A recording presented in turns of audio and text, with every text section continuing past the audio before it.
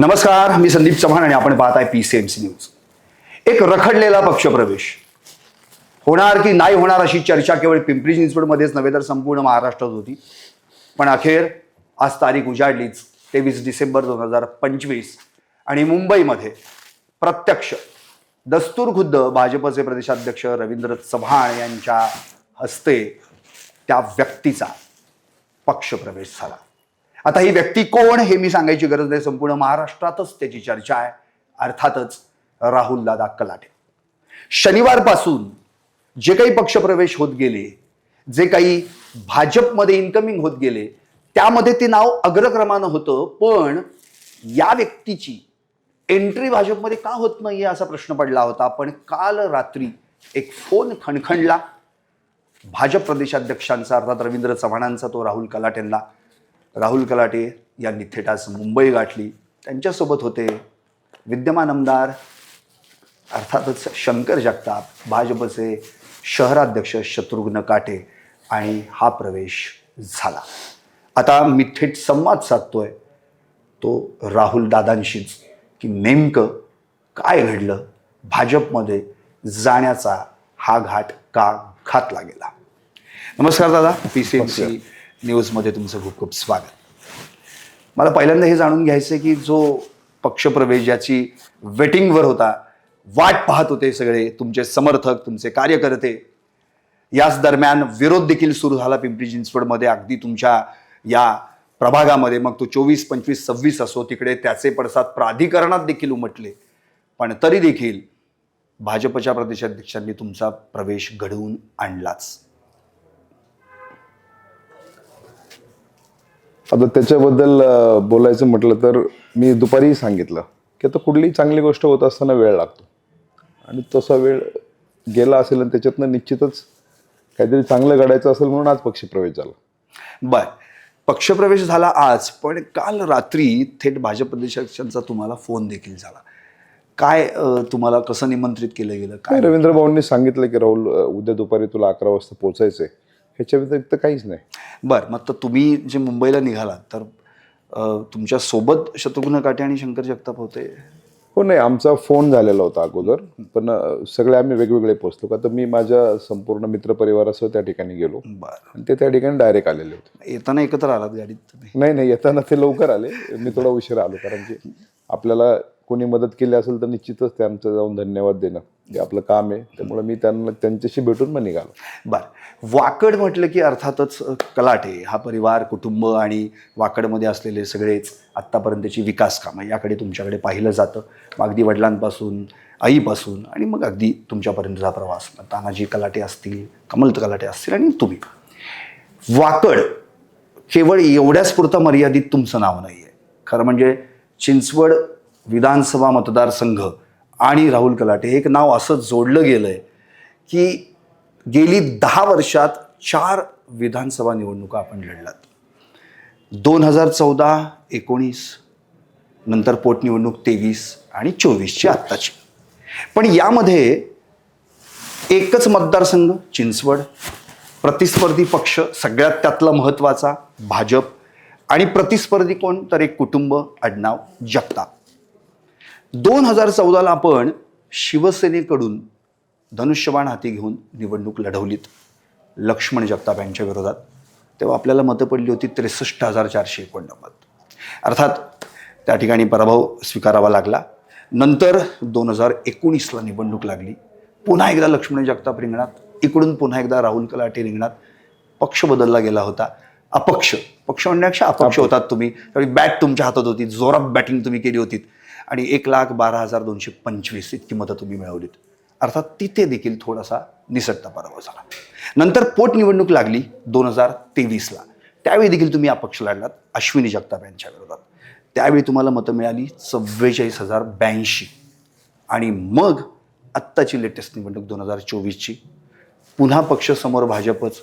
शंकर जगताप आहेत, लक्ष्मण जगतापांचे बंधू, आणि तुम्ही शरदचंद्र पवार राष्ट्रवादी काँग्रेसची तुतारी हाती घेतली. ती तुतारी देखील तुम्ही जोरात फुंकलीत आणि 1,31,458 इतकी मतं मिळाली. एकूण 4ही विधानसभा निवडणुकांचा जर विचार केला तर तुम्हाला मिळालेली मतं आहेत 3,51,254. आकडेवारी तपासून पहा, जर चुकली असेल नाही, तर बरोबर. पत्रकारिता सोडून देईन. पण राहुलजी, मला इतकंच म्हणायचं आहे, एवढा मतांचा खच पडणारा, मतांचा पाऊस पडणारा नेता, पाऊस पाडणारा नेता, वोट मशीन आपण ज्याला म्हणू, राहुल कलाटे म्हणजे, तो माणूस जस्ट मिस्ड का होतो, विजय का होतो? नाही तर ह्याच्या मागचं आपण जर ठीक नीट अभ्यास केला 2014 पासून, तर 2014च्या लोकसभेला मी या शहरात शहर प्रमुख म्हणून काम करत होतो शिवसेनेचं. आणि त्यावेळेसची जी लोकसभा झाली, तर ती लोकसभा अर्थात शिवसेना वर्सेस त्यावेळेच्या शेकापनं लढलेल्या आमदारांविरुद्ध झाली. आणि त्यानंतर ते भाजपामध्ये आले आणि त्या मोदी लाटेत त्यावेळेस तसं नीट पाहायला गेलं तर कोणी लढायला तयार नव्हतं. मग त्यावेळेस मी शिवसेनेकडनं लढून खरं तर त्या ठिकाणी सुरुवात झाली. आणि परत 19ला युती झाली. युती झाल्यानंतर माझ्या पुढे कुठलाही पर्याय नव्हता. बरोबर. आणि असं बसण्यापेक्षा मी म्हटलं आपण एक नवीन ट्राय करू, बघूयात अपक्ष लढून. बरोबर. आणि लोकांचं महापालिकेत मी गटनेता नगरसेवक म्हणून काम करत असताना लोकांचं प्रचंड मोठ्या प्रमाणावर विश्वास संपादित करण्यात मला बऱ्यापैकी यश आलं होतं.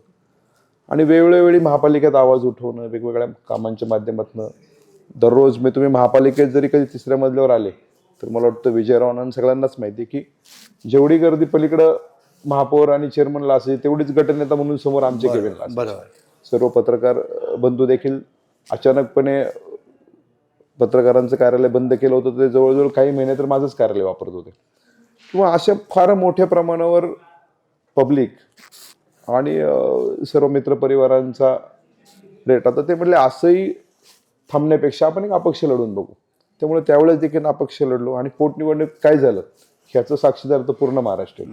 आणि मला वाटतं त्याच्यामुळेच आता कुठंतरी मला या दिशेने जावं लागलं. कारण की आज पिंपरी चिंचवड शहरात पाहिलं तर तसं पाहायला गेलं तर त्याशिवाय जर तुम्हाला मेन फोकसमध्ये पब्लिकच्या कामात यायचं असेल तर त्याशिवाय आज तरी पर्याय दिसत नव्हता. आणि ज्या वेळेस महाराष्ट्रात आपण पाहतोय काम करणारं नेतृत्व काम करतंय आणि ते नेतृत्व जर तुम्हाला म्हणत असेल, मी तुम्हाला एक छोटंसं उदाहरण देतो. आत्ताच विधानसभा झाल्याबरोबर एक मधुबन हॉटेल ते इंदिरा आणि इंदिरा ते सिल्वर्स पुन्हा आडवाशी 60 कोटीचे रस्ते होते. आणि ते रस्ते करत असताना थोडी अडचण आली. तर मला तत्कालीन आयुक्तांनी सांगितलं की तुम्ही सीएम साहेबांना एक मेसेज केला तर ते रस्ते क्लिअर होऊन जातील. आणि योगायोगाने मी आदरणीय देवेंद्रजींना मेसेज केला आणि त्यांनी कमिशनरांना फोन करून सांगितलं की ते रस्ते माझ्या उद्घाटनात दे. मग मी त्या ठिकाणी नुकतीच विधानसभा पवार साहेबांच्या पक्षातनं लढलो होतो म्हणून पवार साहेबांचं होर्डिंग आणि देवेंद्रजींचं होर्डिंग त्यावेळेसही लोकांना एक कुतूहल वाटलं होतं. परंतु त्यात काही माझा वैयक्तिक स्वार्थ नव्हता. त्या हिंजवडीला लागूनच तो आमचा वाकडचा भाग आहे. त्या ठिकाणचे प्रायोरिटी रस्ते होणे आज त्याची कामं चालू आहेत. आपण 60% रस्ते पूर्ण केले तेवढ्या वर्ष 6 वर्षात. तर त्या लोकांच्या कामाच्या वेळेस देखील आदरणीय देवेंद्रजींनी त्यावेळेस मदत केली गेली किंवा नाही चला त्यांनी असं पाहिलं नाही की हा विरोधातला आहे, ह्याचे रस्ते का करायचे, हा नुकतीच विधानसभा लढलाय. परंतु माझ्या एका SMS वर कमिशनरना त्यांनी सांगितलं आणि ते रस्त्यांचे भूमिपूजन झाले. तर मला असं म्हणायचं की हे सगळे निर्णय घेत असताना आपण पब्लिक आणि व्यक्ती, गोरगरीब ह्या परिसरात राहणारा नागरिक ह्यांना केंद्रबिंदू म्हणून काम करत जनतेला केंद्रबिंदू तुम्ही मानले. केंद्रबिंदू म्हणून काम करत असल्यामुळे मला वाटतं तुम्ही ज्या प्रश्नाचं उत्तर आहे जी मतं येते त्या मला वाटतं त्याच माध्यमातून येत असतात. नक्कीच. म्हणून तर मी म्हणतो की एवढी मतं मिळतात तरी देखील विजय निसटतो. बरं, आता मुळात आणखी एक महत्त्वाचा मुद्दा म्हणजे मला आठवतं की जी 19ची निवडणूक होती त्यात देखील तुम्ही पराभूत झाला होतात, पण तुमचं धैर्य मात्र कायम राहिलं होतं. तुम्ही खचला नाहीत. तुम्ही सगळीकडे होर्डिंग्ज लावलेत आणि त्यावर स्पष्टपणे लिहिलं की ज्यांनी मतं दिलीत त्यांचे देखील आभार आणि ज्यांच्याकडून काही मतं मिळाली नाहीत तर त्यांची आता मनं जिंकायची आहेत म्हणून. तर मला आता असं म्हणायचं आहे ती मनं जिंकायची आहेत याचाच अर्थ पुढे भविष्यात कधी ना कधीतरी चिंचवडचे आमदार बनायचे, कारण की जे लोकांनी इतकी मतं टाकलेली आहेत झोळीत तुमच्या ती पुन्हा वाया जाता कामा नये. पण मग आता तुम्ही भाजपमध्ये आलेला आहात, प्रतिस्पर्धी जे कुटुंब आहे किंवा ज्या पक्षाविरुद्ध निवडणूक लढली त्याच पक्षात आलेला आहात. बरं, त्यांच्याच सोबत पक्षप्रवेश झालेला आहे. बरं, आज तर तुम्ही थेटच सांगितलं की ते तर माझे कॉलेजपासूनचे मित्र आहेत आणि आमचं काही फारसं हे नाही आहे काही वैर. मग असं असेल तर मग पुढचं 5वी जी काही निवडणूक लढायची त्याचं काय? नाही, आपण वैर आणि मैत्री ह्याच्यापेक्षा आपण ज्यावेळेस काम करत असतो त्यावेळेस ते कुठल्या माध्यमातून करतो, तर कधी कधी महापालिकेच्या माध्यमातून करतो, कधी महाराष्ट्र शासनाच्या माध्यमातून, कधी नगरसेवक म्हणून, कधी आमदार म्हणून, कधी खासदार म्हणून. परंतु हे सर्व करत असताना मी तुम्हाला आत्ताच सांगितलं जर तुम्ही तुमच्या भागातली विकास कामं हा जर केंद्रबिंदू धरला तर निश्चितच तुम्ही काम चांगल्या प्रकारे करू शकता. आणि आता जे तुम्ही सांगितलं, चिंचवड विधानसभा हा महाराष्ट्रातला सर्वात मोठा विधानसभा आहे. जवळजवळ 7 लाख मतदार आज या विधानसभेत आहे. आणि मला वाटतं डिलिमिटेशनची प्रोसेस सुरू झाली तर कदाचित जर डिलिमिटेशन झालं तर एक वेगळ्या प्रकारे संधी देखील मिळू शकते. आणि ती जर मिळाली, म्हणजे मी नेहमी सांगतो की तुम्ही वाकडचा डीपी जर पाहिला तर तो डीपी 95% इम्प्लिमेंट मी केलेला आहे. अच्छा. आता नव्याने परत डीपी झालेला आहे. नंतर काम करत असताना ह्या मागच्या 5 वर्षात माझ्याकडे पुनावळे आले, तातवडे आले, त्या ठिकाणी फार मोठ्या प्रमाणात DP roads, oxygen park, garden, सीबीएससीच्या माध्यमातून फर्स्ट पीसीएमसीनी जी स्कूल जी सीबीएससीच्या गाईडलाईन प्रमाणे बांधली, म्हणजे अशी जी काही लँडमार्क म्हणतो ना आपण, त्या पद्धतीची जी कामं ह्या परिसरात झालीत. आणि हा डीपी इम्प्लिमेंट करत असताना आपल्या वाडवडिलांनी खूप पूर्वीपासून या सगळ्या जमिनी ह्या प्रॉपर्टी सांभाळल्या होत्या आणि आज ह्या डेव्हलप होत आहेत. कॉस्मोपॉलिटन सगळं भारतात ह्या ठिकाणी नागरिक येतात. आणि त्यावेळेस जर आपण त्यांना चांगल्या सुखसुविधा देऊ शकलो, चांगली लिव्हिबल सिटी करू शकलो आणि आपल्या डोळ्यासमोरही डेव्हलप होती, ती चांगली डेव्हलप झाली पाहिजे. आणि ते डेव्हलप होत असताना कुठलीही चूक नाही झाली पाहिजे. या परिसरात लॉ अँड ऑर्डर राहिली पाहिजे, लिव्हेबल सिटी राहिली पाहिजे, चांगलं पाणी मिळालं पाहिजे, चांगलं कायदा सुव्यवस्था राहिलं पाहिजे. हे सर्व करत असताना काहीतरी आपल्या हातात ताकद असेल तर आपल्याला निश्चित त्या सगळ्या नागरिकांना न्याय देता येईल. नक्कीच. मग ती महापालिकेच्या माध्यमात असेल किंवा राज्याच्या माध्यमात. नक्कीच. म्हणजे मुळात राहुल दादा तुमचं विधानसभेचं ध्येय आहेच, फक्त आता बायपास करायचा विचार आहे. म्हणजे चिंचवडच्या आहे म्हणजे आणखी दुसरा कुठला तरी पर्याय, बट विधानसभा जाणं, कारण की तुमचा महत्वाचा मुद्दा आहे तो जनता केंद्रबिंदू. केवळ वाकडपुरतं सीमित न राहता तुम्हाला चिंचवडचा किंवा संपूर्ण पिंपरी चिंचवड परिसराचाच विकास करायचा. बर, आता थोडंसं आपण आत्ता जो काही पक्षप्रवेश झाला त्याला विरोध देखील झाला. अर्थात तो जो विरोध होता, ज्या पक्षात तुम्ही जाताय त्याच पक्षातल्या विरोधकांकडून झाला. तर मला असं म्हणायचं की नेमकं हा जो काही विरोध आहे त्याला, त्याच्याकडे तुम्ही कसं बघता किंवा आता येणाऱ्या आगामी निवडणुकीत त्याला कसं टॅकल करणार तुम्ही?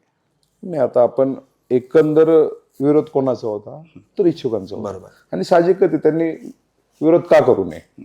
आज त्यांनी देखील काही दिवसात त्या ठिकाणी तयारी केली, त्यांनाही वाटत होतं आपण लढावं. परंतु तुम्ही मागच्या महापालिका असेल, मागच्या विधानसभात हा पुरेपूर सारांश जर पाहिला आणि ह्या भागात झालेली विकास कामं पाहिली तर निश्चितच शेवटी पक्षश्रेष्ठी असतील किंवा कुणी असेल त्या ठिकाणी मेरिट पाहतं. आणि ज्यांनी कोणी विरोध केला त्यांच्याशी आम्ही गाठीभेटी घेऊ नये, तो कशा पद्धतीने त्यांना शांत करता येईल, कारण की त्यात त्यांची काही चूक नाही. साहजिक आहे, आज मी त्या पक्षात गेलो तर त्यांना असं वाटत असेल की आता आपलं काय होणार, परंतु ते देखील खूप मोठ्या प्रमाणावर इच्छुक होते. त्यात कुणाला जरी एकान दोघांनाच मिळालं असतं. शेवटी आता सगळ्यांची चर्चा करून त्यांना देखील भेटून त्यांनाही कसं शांत करता येईल. आणि मला असं वाटत नाही की एकंदर ह्या परिसरातली राजकीय परिस्थिती, सामाजिक परिस्थिती आणि पब्लिकचं ओपिनियन जर पाहिलं तर त्यात फार अडचण येईल. नक्कीच. आत्ता म्हणजे खरं म्हणजे शरद पवारांशी तुमच्या जिव्हाळ्याचे संबंध आहेत. शरदचंद्र पवार राष्ट्रवादी काँग्रेसमध्ये तुम्ही होतात आणि निवडणूक आपण विधानसभेची लढवलीत. तर आता आपण पुन्हा पक्ष बदल केला, तर या संदर्भात काही पवारसाहेबांशी बोलणं झालं का, काय कसं? नाही, मी आता ह्याच्यावर मी फार भाष्य करणार नाही. परंतु आता जे काही ते युती वगैरे चालल्या होत्या तर माझा मागचा पूर्व अनुभव पाहिला तर मी त्यात फार कम्फर्टेबल नव्हतो आणि मी त्या पद्धतीने त्यांना बोलूनही दाखवलं होतं. परंतु मी विधानसभेलाच पवारसाहेबांच्या पक्षातनं लढलो होतो, का तर माझ्या पुढं पण अपरिहार्यता होती की मी शिवसेनेचा नगरसेवक होतो, गटनेता राहिलो होतो आणि तो मतदारसंघ पवारसाहेबांकडे गेला. त्यामुळे कुठेतरी आता आपण शांत बसण्यापेक्षा जे आहे ते स्वीकारून पुढे जाणे या माध्यमातून खरं तर मी विधानसभा त्या पक्षातनं लढलो होतो. बर, राहुल दादा, मला एक असं म्हणायचं आहे की प्रत्येक पक्षाला असं का वाटतं की राहुल कलाटे माझ्या पक्षात हवे, तर हवं असं नेतृत्व असं का वाटतं की ते माझ्यासोबत हवे आमच्या पक्षात? तुम्हीच सांगितलं ना, आता एवढी मतं पडतायत, याचा अर्थ कुठेतरी पब्लिकचा सपोर्ट असल्यामुळं साहजिक आहे. पब्लिकचा सपोर्ट असेल तर आणि तुम्ही जर काम करत असेल रात्रंदिवस तर सर्वांना वाटणार की तुम्ही थोडक्यात एकत्र काम करावं. राहुलजी विनिंग कॅन्डिडेट आहे म्हणून पक्ष बघतो ना, म्हणजे हा आता जनता मतं देते पण पक्ष विनिंग कॅन्डिडेट म्हणून बघणार. आपण जनतेचं देखील काम आणि तुमचं त्या भागातली असलेली इमेज, तुमचं असणारं काम आणि असे जर जनता पार्टीशी असेल तर निश्चितच पक्ष देखील विचारते. नक्कीच. राहुलजी, आता मला असं म्हणायचं की पुढची स्ट्रॅटेजी काय असेल? आता एकतर आज तुम्ही मुंबईवरून आलेला आहात, पक्षप्रवेश झालेला आहे, इथले देखील आता ज्यांचे विरोधक तुम्ही एकेकाळी ते विरोधक होते, आता ते तुम्ही सगळी दिलजमाई झालेली आहे. पुढचा इथला वाकड मधला पुढचा एक प्लॅन काय असेल, जेणेकरून यापुढे तुम्ही आत्ताच सांगितलं 55% डीपी तर तुम्ही त्या माध्यमातून केलेलं, काय प्लॅन असेल? नाही, आता तुम्ही ह्या परिसरात काम करत असताना तुम्ही आज जरी तुम्ही गेलेत, ह्या फारच सर्व्हिस रस्ते आहेत, ताथवड्यात एक टाकी जवळजवळ 95% पूर्ण झाली, पुनवळ्यात पूर्ण झाली, वाकडला एक पूर्ण झाली, एक पूर्ण होतीये. वाकडमध्ये एक तानाजी भाऊ तुकाराम कलाडे नावाने गार्डन झालं, एक बॅडमिंटन स्टेडियम पूर्णत्वाला येते, सीबीएसई स्कूलचं लास्ट फर्निचर सुरू आहे, पुनवळ्यात गेलं तर ऑक्सिजन पार्कचं काम पूर्ण झाले, 8-10 डीपी रोड पूर्ण झाले, 4-5 डीपी रोडची कामं सुरू आहेत. तातोड्यात गेले तरी आज तीच परिस्थिती, पाण्याची टाकी पूर्णत्वाला आहे, डीपी रोडची कामं सुरू आहेत. म्हणजे ह्या आणि खूप मोठ्या प्रमाणात नागरीकरण या ठिकाणी होते. आणि ह्याच्यात जर सातत्य ठेवायचं असेल आणि ही जर कामं तुम्हाला अशीच चालू ठेवायची असतील, मला असं वाटतं आज खूप ठिकाणी अम्युनिटीचे प्लॉट डेव्हलप महापालिकेच्या ताब्यात आलेले आहेत. त्यातल्या काही प्लॉटमध्ये आज मी तुम्हाला बॅडमिंटन स्टेडियम म्हणतो, मी तुम्हाला बॅडमिंटन कोर्ट म्हणत नाही. त्या पद्धतीने मला कुठेतरी एक व्हॉलीबॉल स्टेडियम, एक स्विमिंग पूल स्टेडियम, असं खूप चांगल्या प्रकारचे प्लॅन्स आम्ही जवळजवळ ह्या परिसरात अम्युनिटीच्या बदल्यात आलेल्या प्लॉटच्या ताब्यात. आता मीच आता एक खूप मोठा developer, including each and every one sport, प्रत्येक स्पोर्टला आपण each and every one sport, आणि नॉट ओनली स्पोर्ट्स आणि एज्युकेशनवर पण खूप चांगल्या प्रकारे फोकस आपण ह्या परिसरात केलाय आणि तो दिसतोय. तुम्ही महापालिकेतलं रेकॉर्ड पाहिलं तर ह्या माझ्या प्रभागातल्या शाळांचे रिझल्ट, माझ्या प्रभागातल्या शाळांची शैक्षणिक क्वालिटी, आणि मी तुम्हाला सांगतो की पिंपरी चिंचवड महानगरपालिकेत पहिल्यांदा एक 5 एकर कॅम्पसमध्ये सीबीएसईच्या नॉर्म्स प्रमाणे शाळा इमारत बांधून पूर्ण आहे की ज्या ठिकाणी 3,000 मुलं बसतील. म्हणजे मी जेव्हा सर्वात प्रथम जी. बी. हर्डीकर साहेबांना म्हटलं होतं ते म्हणले सीबीएसई कशासाठी. म्हणलं असं कोणी म्हटलं नाही की महापालिकेच्या शाळेत शिकणाऱ्या गोरगरिबांनी सीबीएसईला नाही शिकायचं, त्यांनी शिकलं पाहिजे ना. आता आज जर आपण नीटचा अभ्यास केला, आज जर आपण सीईटीचा अभ्यास केला, तर तो हा अभ्यासक्रम या सीबीएसईत नाही येतो, जेणेकरून 12th नंतर त्या मुलांना ती स्पर्धा परीक्षा देण्यासाठी सोपं जातं, जेणेकरून त्यांना ऍडमिशनमध्ये मेरिट आलं तर त्यांना फ्री सीट मिळतील, चांगले कॉलेजेस मिळतील. त्या माध्यमातून जर हा विचार आपण शहर म्हणून केला, हा विचार आपण जर एक पॅटर्न म्हणून केला, तर मला असं वाटतं आज या ठिकाणी आपण ते करण्यात चांगलं 8 कोटीचे बॅडमिंटन स्टेडियम केले, जवळजवळ 550 लोकांची सिटिंग कॅपॅसिटी. मला असं वाटतं जर इंटरनॅशनल जर उद्या एखादा चांगला इव्हेंट घ्यायचं म्हटलं तर बॅडमिंटन असोसिएशन म्हणून आपण वाकडलं गेलो, त्या लेवलचं ते पूर्ण होत आलंय आणि जवळजवळ 90% काम पूर्ण झाले. पाण्याची कामं खूप मोठ्या प्रमाणात, त्याला गती येणार आहे. ह्याला गती नाही, चालू असणारी कामाला अजून गती येईल. आता मला असं वाटतं ह्या परिसरात एक सिंगल माझ्याकडनं ऑडिटोरियमचं रिझर्वेशन ताब्यात आलं नाही म्हणून ते काम राहिलं. तर छोटे छोटे ठिकाणी काही कामं राहिलेली, तर ती पेंडिंग कामं बऱ्यापैकी राज्य शासन स्तरावर आहे. सर्व्हिस रस्त्याची कामं आहेत. पूर्वी मी विशालनगर ते हिंजवडी फ्लायओव्हरसाठी महापालिकेच्या प्रत्येक बजेटमध्ये त्याची प्रोव्हिजन करत होतो, पण फंड्स मिळत नव्हते, आम्ही विरोधात होतो. आज मेट्रोनी पत्र दिलं की तुम्ही तो फ्लायओव्हर करू नका, म्हणजे नुकसान ना इन फ्युचर. म्हणजे कुठेतरी पुढचे 50-100 वर्ष डोळ्यासमोर ठेवून कुठेतरी हा प्लॅन केला गेला पाहिजे आणि त्याचं इम्प्लिमेंटेशन केलं गेलं पाहिजे. मला असं वाटतं तो करत असताना कुठेतरी आपल्याला खूप मोठ्या मदतीची गरज आहे आणि ती मदत देण्यासाठी मी कुठेतरी देवेंद्रजी असतील, रवींद्र भाऊ असतील, बावनकुळे साहेब असतील, चंद्रकांत दादा असतील, जेव्हा मी या सगळ्यांशी बोललो तेव्हा त्या वेळेस पण मला जाणवलं की ही कामं करण्यासाठी आपल्याला फार मोठ्या प्रमाणावर सपोर्ट यांच्याकडनं मिळेल. बरोबर. राहुलजी, आता मला एक आणखी असं म्हणायचं, म्हणजे अर्थात 2017ची निवडणूक, 2022ला मुदत संपली, 4.5 वर्ष सगळा प्रशासक राज, अर्थातच त्यामुळे लोकप्रतिनिधी आणि जनतेचा संपर्क तुटला. नुकतंच पिंपरी चिंचवड चॅनलनं प्रभाग क्रमांक 1 ते 32 या 32 प्रभागांमध्ये फिरून सर्व इच्छुक उमेदवारांशी संवाद साधला. म्हणजे पिंपरी चिंचवडमधलं पहिलं चॅनल ठरलं जे 32 प्रभागांमध्ये फिरून आलं आणि 375 इच्छुक उमेदवारांशी आम्ही संवाद साधला. अर्थात त्यामुळे आम्ही वाकडमध्ये पण आलो, 24, 25, 26 जिथं तुमचा प्रभाव आहे. आता तिथं जेव्हा आम्ही संवाद साधला तेव्हा काही समस्या समोर आल्या. त्यांमध्ये एकतर पाण्याची समस्या सर्वात महत्त्वाची आहे, ट्रॅफिकची समस्या महत्त्वाची आहे, ॲक्सिडेंट देखील होतात कारण की आपला थोडासा हायवे रिजन पण येतो, आणि दुसरी म्हणजे सगळ्यात महत्त्वाची महिला सुरक्षितता. तर आता या प्रश्नांसाठी आपण महापालिकेत जेव्हा पुन्हा जाणार आहात तेव्हा काय करणार? नाही, तुम्ही विचारलं ते एक्झॅक्टली बरोबर आहे. आम्ही महापालिकेत असताना अल्टरनेट जो पाण्याचा प्रश्न आहे. आज जर तुम्ही या परिसरात, मी 2017ला जेव्हा नगरसेवक म्हणून निवडून आलो त्यावेळेस सगळ्यात पहिल्यांदा ह्या ठिकाणी मोर्चा हा पाण्याचा निघाला. दत्त मंदिर ते ड्युडेल सोसायटी, मी त्या ड्युडेल सोसायटीत मी माझ्या पहिल्या भाषणात सांगितलं की मला तुम्ही काहीतरी वेळ द्या. त्यानंतर जवळजवळ 100 कोटीच्या मी पाणी योजना राबवल्या, 4 पाण्याच्या टाक्या, पाण्याची पाईपलाईन्स. त्यावेळेस आम्ही 7-8 MLD पाणी घेत होतो त्या बिर्लाच्या तिथनं, तो आम्ही जवळजवळ 21-22 MLD वर नंतर ते काम झाल्यानंतर ते पाणी वाढवलं. म्हणजे ह्या परिसरात काम करत असताना हायेस्ट लोक राहायला आल्यानंतरही आज ते लेवलची पाणी समस्या नाही जी पूर्वी होती. त्याच्यावर पण आम्ही खूप मोठ्या प्रमाणावर कंट्रोल केलेलं आहे.